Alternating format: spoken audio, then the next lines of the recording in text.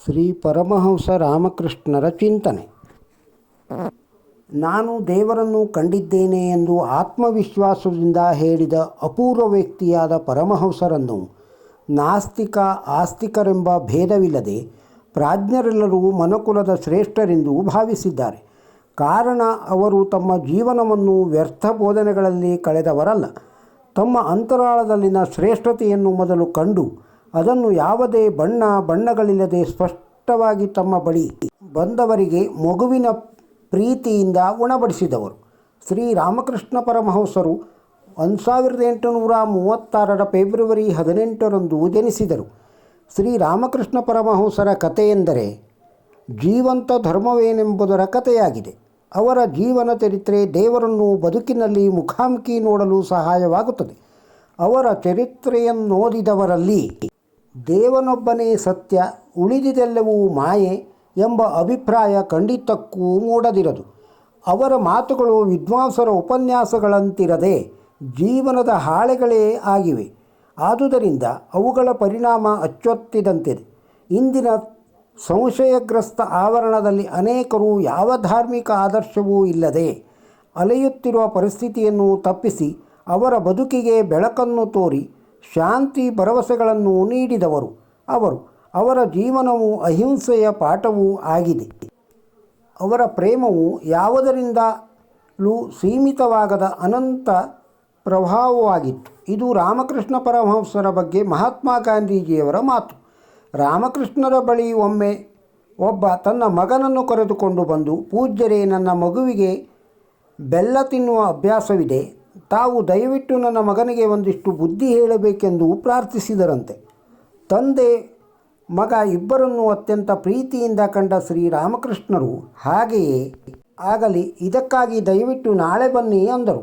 ಮಾರನೆಯ ದಿನ ತಂದೆ ಮಕ್ಕಳನ್ನು ಕಂಡ ಶ್ರೀರಾಮಕೃಷ್ಣರು ಆ ಹುಡುಗನನ್ನು ಕುರಿತು, ಮಗು ಬೆಲ್ಲ ತಿನ್ನುವುದನ್ನು ಬಿಟ್ಟು ಬಿಡು ಎಂದರು. ಹುಡುಗ ಭಕ್ತಿಯಿಂದ ಹೇಳಿದ, ತಮ್ಮ ಅಪ್ಪಣೆ ಪೂಜ್ಯರೇ.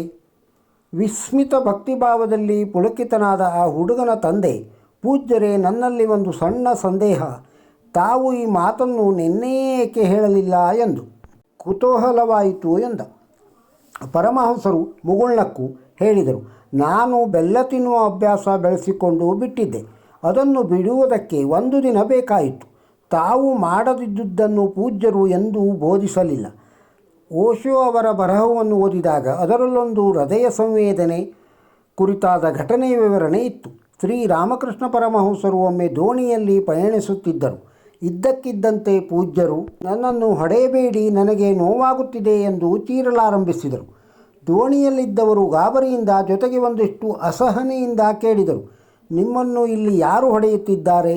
ಪರಮಹಂಸರು ನುಡಿದರು, ಇಲ್ಲಿ ಅಲ್ಲ, ಆಚೆಯ ದಡದಲ್ಲಿ ನನ್ನನ್ನು ಕೆಲವರು ತುಂಬ ಹೊಡೆಯುತ್ತಿದ್ದಾರೆ. ಹಲವು ಸಮಯದ ನಂತರ ದೋಣಿ ದಡ ಸೇರಿದಾಗ ಅಲ್ಲಿ ಒಬ್ಬಾತನನ್ನು ಹಣ್ಣಾಗುವಂತೆ ಹೊಡೆಯುತ್ತಿದ್ದ ಘಟನೆ ಪಯಣಿಗರನ್ನು ಮೂಕರನ್ನಾಗಿಸಿತು. ಒಬ್ಬರು ಅವರನ್ನು ಕೇಳಿದರು, ಪಾಪವೆಂಬುದು ಸತ್ಯವೇ, ಸುಳ್ಳೇ? ಅದು ದೇವರ ಅಸ್ತಿತ್ವದಲ್ಲಿದೆಯೇ? ರಾಮಕೃಷ್ಣರು ಉತ್ತರಿಸಿದರು, ಒಂದು ಸರ್ಪದಲ್ಲಿ ವಿಷವಿರುವಂತೆ ಅದು ದೇವರಲ್ಲೂ ಇದೆ. ಅದು ವಿಷ, ಅದು ನಮಗೆ ಹಾನಿ ಮಾಡುತ್ತದೆ, ದೇವರಿಗಲ್ಲ. ಧಾರ್ಮಿಕ ಪುಸ್ತಕಗಳು, ಚರ್ಚೆ ಮತ್ತು ಪ್ರವಚನಗಳು ಒಬ್ಬ ವ್ಯಕ್ತಿ ದೇವರನ್ನು ಅರಿತುಕೊಳ್ಳುವವರೆಗೆ ಅವಶ್ಯಕ ಮತ್ತು ದೈವ ಸಾಕ್ಷಾತ್ಕಾರದ ನಂತರ ಅವು ಮೌನವಾಗುತ್ತವೆ. ಇದಕ್ಕೆ ಒಂದು ಸಾದೃಶ್ಯವನ್ನು ನೀಡಿದರು. ಒಂದು ಪುಷ್ಪದಿಂದ ಮಧುವನ್ನು ಹೀರಲು ಪ್ರಾರಂಭಿಸುವವರೆಗೆ ದುಂಬಿ ಸುಯಿಗುಡುತ್ತಿರುತ್ತದೆ. ಹೀರುವಿಕೆ ಪ್ರಾರಂಭಿಸಿದ ನಂತರ ಅದರ ಸದ್ದಡಗುತ್ತದೆ. ಒಂದು ಸಮಾಜದಲ್ಲಿ ಜೀವಿಸುವ ವ್ಯಕ್ತಿಯು ಕೆಡುಕನ್ನು ವಿರೋಧಿಸಬೇಕೆಂದು ಮತ್ತು ತನ್ನನ್ನು ರಕ್ಷಿಸಬೇಕೆಂಬುದು ಒಮ್ಮೆ ವಿವರಣೆ ಕೊಟ್ಟರು. ಒಳ್ಳೆಯತನವೆಂದರೆ ಕೆಡುಕನ್ನು ಹುಡುಗರು ತಮ್ಮ ದನಗಳನ್ನು ಮೇಯಿಸುತ್ತಿದ್ದ ಒಂದು ಮೈದಾನದಲ್ಲಿನ ಭಯಂಕರ ವಿಷಸರ್ಪದ ಕಥೆಯನ್ನು ಹೇಳಿದರು. ಆ ದನ ಕಾಯುವ ಹುಡುಗರಿಗೆ ಆ ಹಾವನ್ನು ಕಂಡರೆ ಹೆದರಿಕೆ. ಒಂದು ದಿನ ಒಬ್ಬ ಸನ್ಯಾಸಿ ಆ ದಾರಿಯಲ್ಲಿ ಹಾದು ಹೋಗುತ್ತಿದ್ದರು. ಆ ಹುಡುಗರು ಆ ವಿಷಸರ್ಪದ ಬಗ್ಗೆ ಆತನಿಗೆ ಎಚ್ಚರಿಕೆ ನೀಡಿದರು. ತಾನು ಆ ಸರ್ಪವನ್ನು ತನ್ನ ಮಂತ್ರದಿಂದ ಸೌಮ್ಯಗೊಳಿಸುವುದಾಗಿ ಆತ ಹೇಳಿದರು. ಆ ಸರ್ಪವು ಹೆಡೆಯೆತ್ತಿಕೊಂಡು ಆತನನ್ನು ಸಮೀಪಿಸಿದಾಗ ಆತ ಮಂತ್ರ ಪಠಣ ಮಾಡಿದರು. ಸರ್ಪವು ಸೌಮ್ಯವಾಗಿ ಅವರ ಕಾಲಬಳಿಯಲ್ಲಿ ಬಿದ್ದಿತು. ಅವರು ಯಾರಿಗೂ ತೊಂದರೆ ನೀಡಬಾರದು ಮತ್ತು ದೇವರನ್ನು ಧ್ಯಾನಿಸಬೇಕು ಎಂದು ಅದಕ್ಕೆ ಉಪದೇಶಿಸಿದರು. ಅಂದಿನಿಂದ ಆ ಸರ್ಪವು ತುಂಬ ಸೌಮ್ಯವರ್ತನೆ ತೋರಲಾರಂಭಿಸಿತು. ದನ ಕಾಯುವ ಹುಡುಗರು ಅದು ಸೌಮ್ಯವಾದುದನ್ನು ಕಂಡು ಅದರೆಡೆ ಕಲ್ಲುಗಳನ್ನು ತೂರಿ ಹಿಂಸಿಸಲಾರಂಭಿಸಿದರು. ತಾನು ವಾಪಸ್ಸಾಗುವಾಗ ಸನ್ಯಾಸಿಯ ಸರ್ಪವನ್ನು ಕಂಡರು. ಅವರು ಅದನ್ನು ಏಕೆ ಇಷ್ಟು ನಿಶ್ಶಕ್ತವಾಗಿದ್ದೀಯೇ ಎಂದು ಪ್ರಶ್ನಿಸಿದರು. ಅದು ತಾನು ಹೇಗೆ ಸೌಮ್ಯವಾದೆ, ಅದುದರಿಂದ ಹೇಗೆ ತೊಂದರೆಗೆ ಒಳಗಾದೆ ಎಂದು ವಿವರಿಸಿತು. ಆಗ ಸನ್ಯಾಸಿ ಹೇಳಿದರು, ದೇವರ ಸೃಷ್ಟಿಯ ಜೀವಗಳನ್ನು ಕಚ್ಚಬೇಡ ಎಂದು ನಿನಗೆ ನಾನು ಹೇಳಿದೆ ಅಷ್ಟೇ ಹೊರತು ನಿನ್ನನ್ನು ಜನರು ಹಿಂಸಿಸುವಾಗ ಹೆಡೆಯನ್ನು ಎತ್ತಿ ಬುಸುಗುಟ್ಟಬೇಡವೆಂದು ಹೇಳಲಿಲ್ಲವಲ್ಲ. ಒಂದು ದಿನ ಹಲವು ಬೆಸ್ತರು ಮೀನುಗಳನ್ನು ಹಿಡಿಯುತ್ತಿದ್ದರು. ಒಂದು ಹದ್ದು ಕೆಳಕ್ಕೆ ಹಾರಿ ಬಂದು ಒಂದು ಮೀನನ್ನು ಎತ್ತಿಕೊಂಡು ಹಾರಿ ಹೋಯಿತು. ಸುತ್ತಲೂ ಅನೇಕ ಕಾಗೆಗಳು ಹಾರಾಡುತ್ತಿದ್ದವು. ಅವು ಮೀನಿಗಾಗಿ ಹದ್ದನ್ನು ಅಟ್ಟಿಸಿಕೊಂಡು ಹೋದವು. ಹದ್ದು ದಕ್ಷಿಣ ದಿಕ್ಕಿನೆಡೆಗೆ ಹಾರಿತು. ಕಾಗೆಗಳು ಅದನ್ನು ಹಿಂಬಾಲಿಸಿದವು. ಅದು ಉತ್ತರ ಪೂರ್ವ ಮತ್ತು ಪಶ್ಚಿಮದೆಡೆಗೆ ಹಾರಿತು. ಕಾಗೆಗಳು ಅದನ್ನು ಅಟ್ಟಿಸಿಕೊಂಡು ಬಂದವು. ಗಾಬರಿಯಿಂದ ಅದು ಆ ಕಡೆ ಈ ಕಡೆ ಹಾರುವುದರಲ್ಲಿ ಅದು ಬಾಯಲ್ಲಿ ಹಿಡಿದಿದ್ದ ಮೀನನ್ನು ಕೆಳಕ್ಕೆ ಬಿಟ್ಟುಬಿಟ್ಟಿತು. ಕಾಗೆಗಳು ಹದ್ದನ್ನು ಹಿಂಬಾಲಿಸುವುದನ್ನು ಬಿಟ್ಟು ಮೀನಿನೆಡೆಗೆ ಹೊರಟವು. ಈ ಹಾಳು ಮೀನಿನಿಂದ ನಾನು ಇಷ್ಟು ಹಿಂಸೆ ಪಡಬೇಕಾಯಿತು. ಅದು ತಪ್ಪಿ ಹೋಗಿದ್ದು ಈಗ ನನಗೆ ಸಂತೋಷವಾಗಿದೆ ಎಂದುಕೊಂಡಿತು. ಹದ್ದು ಶ್ರೀರಾಮಕೃಷ್ಣರು ಎಲ್ಲ ಸಂಕಟಗಳಿಗೂ ಆಸೆಯೇ ಮೂಲ. ಮನುಷ್ಯ ಅಧಿಕಾರ, ಹಣ, ಇದು ಅದು ಎಲ್ಲವನ್ನೂ ಬಯಸುತ್ತಾನೆ. ಆಸೆಯನ್ನು ಬಿಟ್ಟರೆ ಸಂತೋಷ ತಾನಾಗಿಯೇ ಬರುತ್ತದೆ. ಆಸೆಯನ್ನು ತೊರೆಯಿರಿ ಮತ್ತು ಅನುಕಂಪ ತೋರಿಸಿ ಎಂದು ಉಪದೇಶಿಸಿದರು. ರಾಮಕೃಷ್ಣ ಪರಮಹಂಸರಿಗೆ ಯಾವುದೇ ಬಾಹ್ಯ ತೋರ್ಪಡಿಕೆಗಳಲ್ಲಿ ಆಸಕ್ತಿ ಇರಲಿಲ್ಲ. ಯಾವುದು ರಥಯಾಂತರಾಳವನ್ನು ತಲುಪುವುದಿಲ್ಲವೋ ಅದರಿಂದ ಯಾವ ಪ್ರಯೋಜನವೂ ಇಲ್ಲ ಎಂಬುದು ಅವರಿಗೆ ನಿಶ್ಚಿತ ಅಭಿಪ್ರಾಯ. ಇದಕ್ಕೆ ಅವರು ಹೇಳುವ ಇಬ್ಬರು ಗೆಳೆಯರ ಕತೆ ಸಾರ್ವಕಾಲಿಕ ಶ್ರೇಷ್ಠ ನಿರೂಪಣೆಯಾಗಿದೆ. ಇಬ್ಬರು ಗೆಳೆಯರಲ್ಲಿ ಒಬ್ಬ ಸ್ತ್ರೀ ಸಹವಾಸದ ವಿನೋದಕ್ಕೆ ಹೊರಟನಂತೆ. ಮತ್ತೊಬ್ಬ ಹೇಳಿದ, ನಾನು ಬರುವುದಿಲ್ಲವಪ್ಪ, ದೇವಸ್ಥಾನಕ್ಕೆ ಹೋಗಿ ಪುರಾಣ ಕೇಳುತ್ತೇನೆ ಎಂದು. ಪುರಾಣ ಕೇಳಲಿಕ್ಕೆ ಹೋದವ, ಅಯ್ಯೋ ನಾನು ಎಂತಹ ವಿನೋದಮಯ ಅವಕಾಶ ಕಳೆದುಕೊಂಡೆ ಎಂದು ಕಳವಳಕ್ಕೀಡಾದ. ವಿನೋದಕ್ಕೆ ಹೋದವನಿಗೆ ವಿನೋದದಲ್ಲಿದ್ದರೂ ಅಯ್ಯೋ ನಾನು ಪುರಾಣ ಕೇಳುವುದಕ್ಕೆ ಹೋಗದೆ ಭಗವಂತನ ಸಾಕ್ಷಾತ್ಕಾರದಿಂದ ವಂಚಿತನಾದನೆಲ್ಲ ಎಂಬ ಪರಮಾತ್ಮನ ಕುರಿತಾದ ವ್ಯಾಕುಲತೆ ತುಂಬಿ ಹೋಗಿತ್ತು. ಪರಮಹಂಸರು ಸುಂದರವಾಗಿ ಹೇಳುತ್ತಾರೆ, ನಮ್ಮ ಆಂತರ್ಯ ಏನು ಬಯಸುತ್ತಿದೆ ಎಂಬುದು ಮುಖ್ಯ, ಬಾಹ್ಯ ಚಟುವಟಿಕೆಯಲ್ಲ. ನಮ್ಮ ದೇಶದಲ್ಲಿ ಆಧ್ಯಾತ್ಮವನ್ನು ಕ್ಲಿಷ್ಟತೆಯ ಪರಮಾವಧಿಗೆ ತೆಗೆದುಕೊಂಡು ಹೋಗಿ ಕ್ಲಿಷ್ಟ ಕಾನೂನು ಸ್ಪಷ್ಟಿಸಿ ಬುದ್ಧಿವಂತ ಕಾನೂನು ತಜ್ಞರನ್ನು ನಿರ್ಮಿಸಿರುವಂತೆ ಪುರೋಹಿತರ ಶಾಹಿಯನ್ನು ನಾವು ನಿರ್ಮಿಸಿಬಿಟ್ಟಿದ್ದೇವೆ ಎನಿಸದಿರದು. ರಾಮಕೃಷ್ಣ ಪರಮಹಂಸರು ಹೇಳಬೇಕಾದ್ದನ್ನು ನೇರವಾಗಿ ಸುಲಭವಾಗಿ ನಾಟುವಂತೆ ಹೇಳುತ್ತಾರೆ. ಉದಾಹರಣೆಗೆ, ವೈರಾಗ್ಯ ಎಂಬುದಕ್ಕೆ ಅವರು ಕೊಡುವ ಕಥಾನಕ ಮನದು ಮುಟ್ಟುವಂತಹದ್ದು. ಅವರು ಹೇಳುತ್ತಾರೆ, ತೀವ್ರ ವೈರಾಗ್ಯದ ಸಂಬಂಧವಾಗಿ ಒಂದು ಕತೆ ಕೇಳು. ಒಂದು ದೇಶದಲ್ಲಿ ಅನಾವೃಷ್ಟಿಯಾಗಿತ್ತು. ರೈತರು ಬಹಳ ದೂರದಿಂದ ನೀರು ತರಲು ಕಾಲುವೆ ತೋಡಲಾರಂಭಿಸಿದರು. ಒಬ್ಬ ಒಳ್ಳೆಯ ದೃಢ ಸಂಕಲ್ಪಶಾಲಿ ಒಂದು ದಿನ ಪ್ರತಿಜ್ಞೆ ಮಾಡಿಕೊಂಡ, ನದಿಯಿಂದ ಜಮೀನಿನವರೆಗೆ ಕಾಲುವೆ ತೋಡಿ ನೀರು ತರುವವರೆಗೆ ಹಿಡಿದ ಗುದ್ದಲಿಯನ್ನು ಬಿಡುವುದಿಲ್ಲ ಎಂಬುದಾಗಿ. ಅಗೆಯಲು ಶುರು ಮಾಡಿದ. ಸ್ನಾನಕ್ಕೆ ಸಮಯ ಆಯಿತು. ಹೆಂಡತಿಯು ಮಕ್ಕಳ ಕೈಯಲ್ಲಿ ಎಣ್ಣೆ ಇಟ್ಟು ಕಳಿಸಿದಳು. ಮಗಳು ಬಂದು ಹೇಳಿದಳು, ಅಪ್ಪ ಸ್ನಾನಕ್ಕೆ ಸಮಯವಾಗಿದೆ, ಎಣ್ಣೆ ಹಚ್ಚಿಕೊಂಡು ಸ್ನಾನ ಮಾಡು.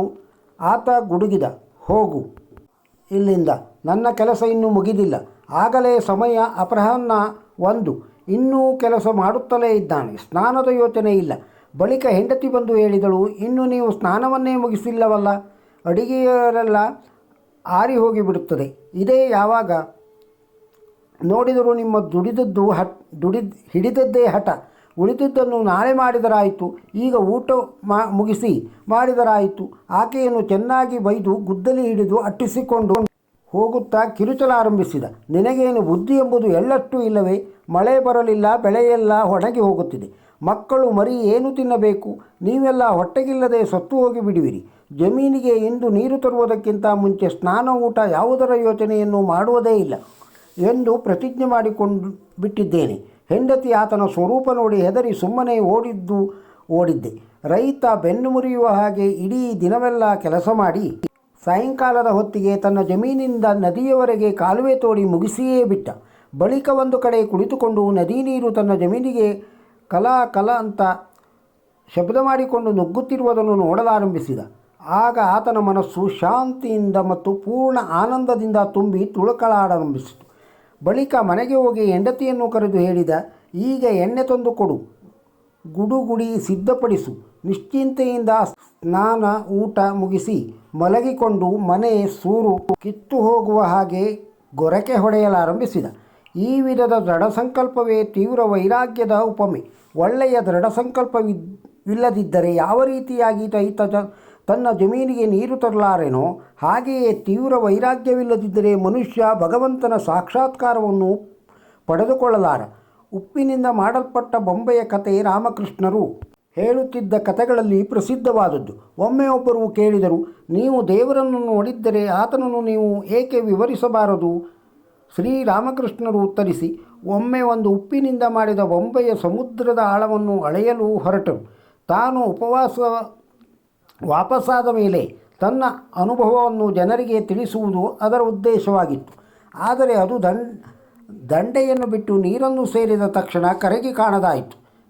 ದೈವ ಸಾಕ್ಷಾತ್ಕಾರದ ಬಗ್ಗೆ ಯಾವುದೇ ವ್ಯಕ್ತಿಯ ಪ್ರಯತ್ನವೂ ಸಹ ಉಪ್ಪಿನ ಬೊಂಬೆಯ ಪ್ರಯತ್ನದಂತಾಗುತ್ತದೆ.